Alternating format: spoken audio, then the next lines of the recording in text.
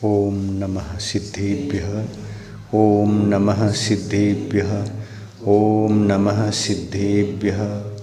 मंगलम भगवान वीरो मंगलम गौतमो गणी मंगलम कुंद कुंदार्यो जैन धर्मोस्तु मंगलम सर्वमंगलमांगल्यम सर्वकल्याणकारकम प्रधानं सर्वधर्माणां जैनं जयतु शासनं जैनं जयतु शासनं। पंच परमिष्टि भगवान की जय। अहिंसा परमो धर्म की जय। आचार्य गुरुवर भगवान कुंद कुंद आचार्य की जय। आचार्य भगवान ज्ञान सागर मुनि महाराज की जय। आचार्य भगवान विद्यासागर मुनि महाराज की जय। अहिंसा परमो धर्म की जय।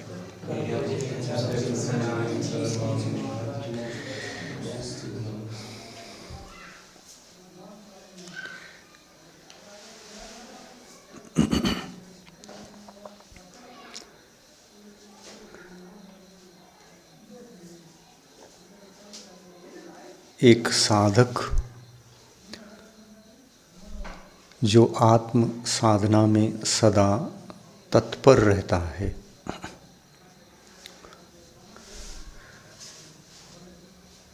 उस साधक को हम संयमी साधक कहते हैं।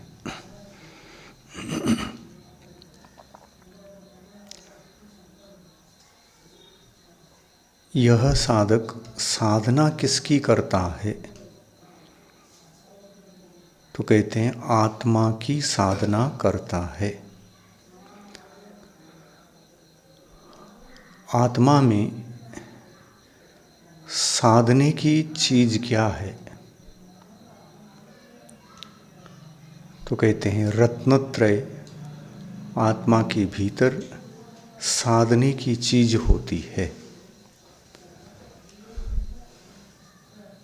इसको यूं कह सकते हैं, साधना का तात्पर्य सम्यक्त्व की निर्दोष साधना,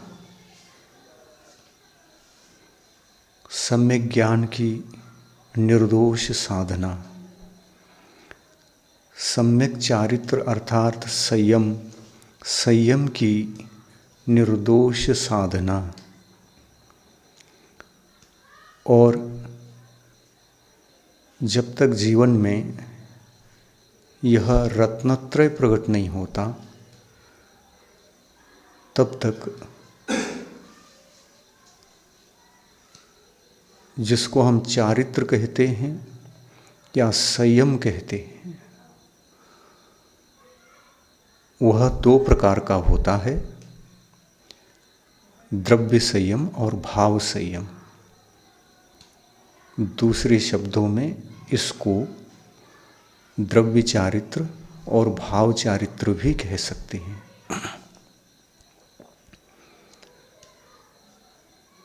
भाव चारित्र को यदि हम साध रहे हैं तो वहाँ द्रव्य चारित्र होता ही है। भाव चारित्र को यदि साध रहे हैं तो द्रव्य चारित्र तो होता ही है, नियम से होता है। और द्रव्य चारित्र ही नहीं बल्कि सम्यक्त्व और ज्ञान अर्थात सम्यक दर्शन और सम्यक ज्ञान, ये दोनों भी होते हैं। किसके होने पर? तो भाव चारित्र के होने पर। यानी जहाँ जहाँ भाव चारित्र है वहाँ वहाँ ये तीनों नियम से होते हैं। कौन कौन से? सम्यक दर्शन, सम्यक ज्ञान और सम्यक चारित्र। किंतु यदि भाव चारित्र को गौण करके विचार करते हैं तो तीनों हो सकते हैं, तीनों हो सकते हैं, भाव चारित्र नहीं रहेगा। सम्यक तो रहेगा, ज्ञान रहेगा, द्रव्य चारित्र रहेगा। यानी द्रव्य चारित्र भाव चारित्र के बिना रह सकता है, सम्यक दर्शन भाव चारित्र के बिना रह सकता है, सम्यक ज्ञान भी भाव चारित्र के बिना रह सकता है। तो तीन चीजें हैं, भाव चारित्र को छोड़कर ये तीन विषय हैं, एक द्रव्य चारित्र, सम्यक दर्शन और सम्यक ज्ञान।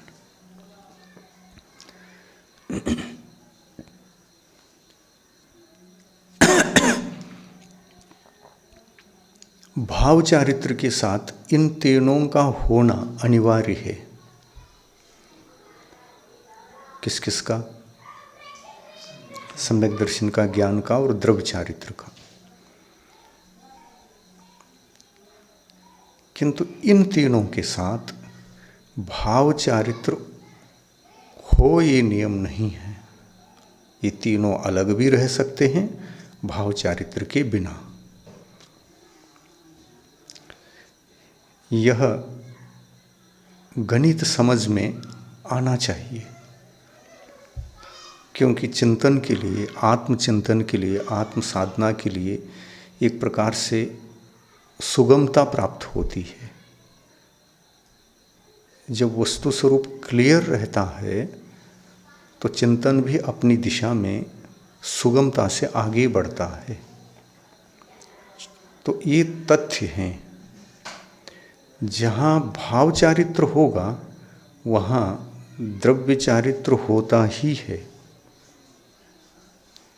किंतु जहाँ द्रव्य चारित्र होगा वहाँ भाव चारित्र हो भी सकता है और नहीं भी हो सकता है।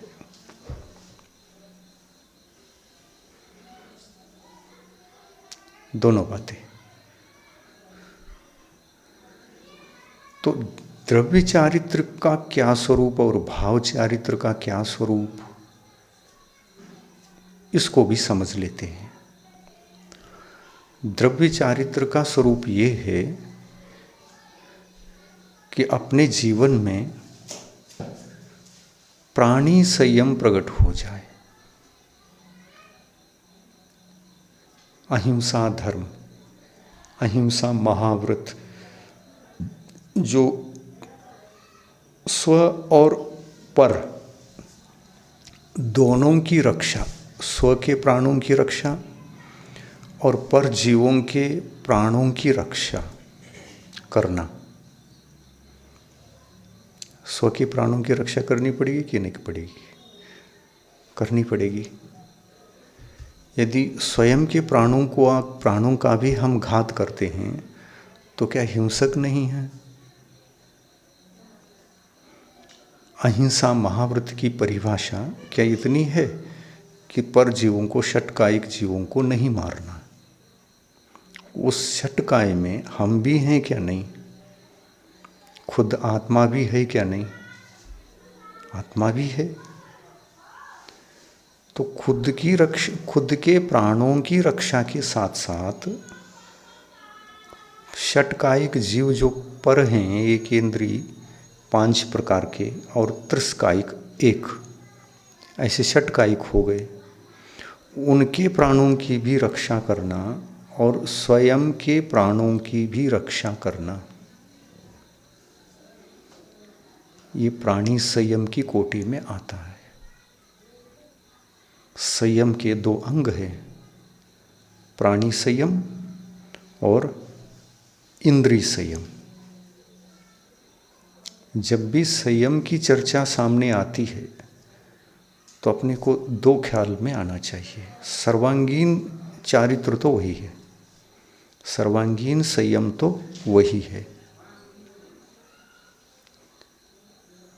2 से सहित को ही समीचीन चारित्र कहते हैं। कौन कौन से आना चाहिए? प्राणी संयम और इंद्रिय संयम। इंद्रिय संयम को प्राप्त करने के लिए केवल पांचों इंद्रियों का विषय त्याग की अनिवार्यता नहीं है। पांच इंद्रियों के जो विषय हैं उनका मात्र त्यागना ये अनिवार्य नहीं है, बल्कि विषय, इंद्रिय विषय और उनकी आशा, यानी कषाय। आशा तो कषाय है। कौन सी कषाय होगी चार में से? आशा किस कषाय की कोटि में? लोभ, क्रोध, मान, माया, लोभ में से ये लोभ है। आशा यानी लोभ। इसके बहुत सारे पर्यायवाची नाम भी हैं। आशा एक, बोलो क्या क्या कह सकते हैं इसको? आशा, लोभ, इच्छा, अपेक्षा, कामना, मोह,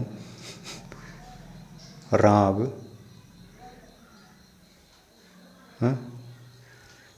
कितने सारे हो गए? 5-7 यहीं हो गए, और भी निकलेंगे।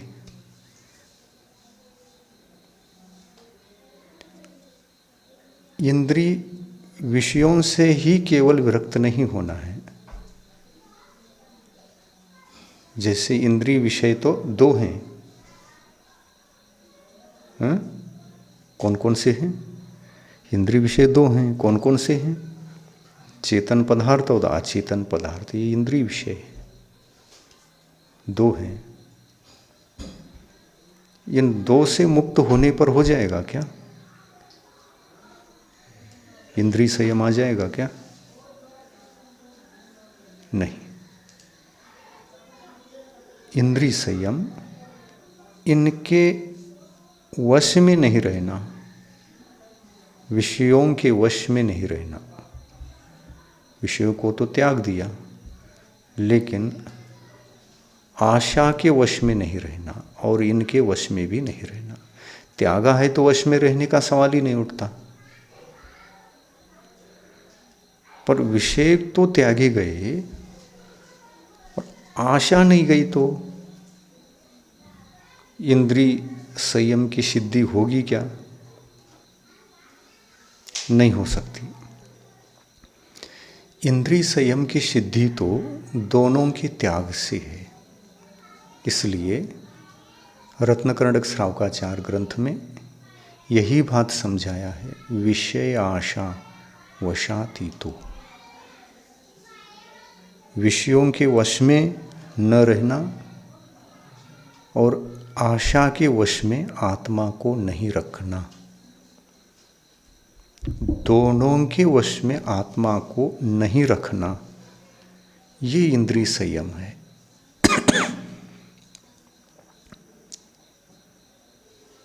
परिभाषा, यदि विषयों को त्याग करने मात्र से इंद्रिय संयम की सिद्धि अगर होती है, तो द्रव्य संयम में तो इंद्रिय विषय त्यागे जाते हैं। द्रव्य संयम धारण करने पर इंद्रिय विषयों का त्याग होता है, तो फिर इंद्रिय विजय वहाँ होना चाहिए। होगा क्या? नहीं।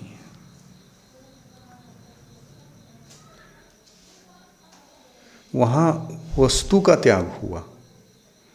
चेतन अचेतन दोनों वस्तु का त्याग हुआ। वस्तु की आशा का त्याग नहीं हुआ। आशा तो कषाय है।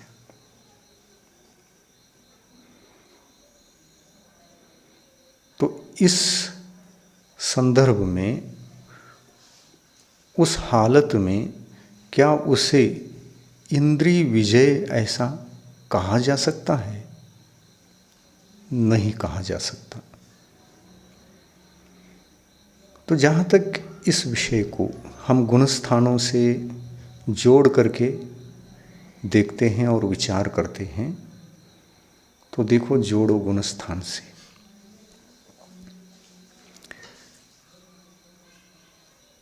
प्रश्न किया जाए कि द्रव्य संयम किस गुण स्थान से, केवल द्रव्य संयम है, भाव संयम के बिना द्रव्य संयम कितने गुण स्थानों में पाया जा सकता है? भाव संयम के बिना केवल द्रव्य संयम कितने गुण स्थानों में पाया जा सकता है? 1 से 5 तक यही कहेंगे।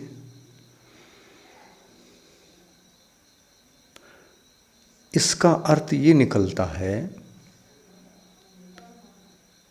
जहाँ द्रव्य संयम होता है और उस द्रव्य संयम के साथ 5 गुण स्थान पाए जाते हैं, क्या वहाँ आशा का विजय हुआ है?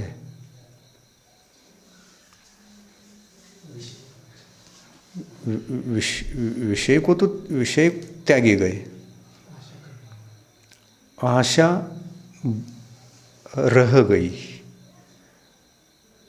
तो इससे पता चलता है यह आशा कितने गुण स्थानों तक बनी रहती है, कितने गुण स्थानों तक आशा कितने गुण स्थानों तक बनी रह सकती है? 5वें तक। अगर जीव 6ठे सप्तम गुण स्थान को प्राप्त होता है तो आशा बनी रह सकती है क्या? यदि ये कहेंगे कि 6ठे गुण स्थान में भी आशा बनी रह सकती है तो फिर भाव संयम की उपलब्धि 6ठे सप्तम गुण स्थान में संभव नहीं है। ठीक है ना? चिंतन के लिए मैटर दे रहे हैं हम, आपको बहुत काम में आने वाला है। एक एक बातें अपनी आत्म साधना में भविष्य में बहुत काम देंगी। 6ठे सप्तम गुण स्थान में भाव संयम को नियम से मानना पड़ेगा क्या नहीं मानना पड़ेगा? मानना ही पड़ेगा। भाव संयम जहाँ होता है, इंद्रियों की आशा, इंद्रिय विषयों की आशा रह ही नहीं सकती। जहाँ जहाँ भाव संयम है, न्याय की भाषा में यदि विचार किया जाए इससे, जहाँ जहाँ भाव संयम है वहाँ वहाँ नहीं आशा, इंद्रिय विषयों की आशा नहीं है। जहाँ जहाँ भाव संयम है वहाँ वहाँ इंद्रिय विषयों की आशा नहीं है। और जहाँ जहाँ भाव संयम नहीं है वहाँ वहाँ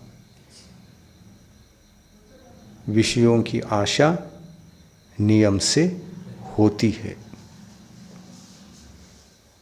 और फिर भले ही द्रव्य संयम हो, उस द्रव्य संयम के साथ इंद्रियों की आशा, विषयों की आशा रहेगी। तो इसके गुणस्थान कितने बनते हैं? इंद्रियों की आशा बची रहती है तो कितने गुणस्थानों तक बची रहती है? पहले से 5वें तक। और आशा निकल जाती है, आशा पर विजय प्राप्त होती है, इसी को इंद्रिय विजय बोलते हैं। इंद्रिय विजय, इंद्रिय विजय का मतलब यही है, इंद्रियों के विषय, चेतन अचेतन पदार्थ और इंद्रिय विषयों की आशा, यानी पहले गुणस्थान से 5वें गुणस्थान तक रहने वाली जो इंद्रिय विषयों के प्रति इच्छा है, वो वहीं तक रहती है, 5 तक ही रहती है।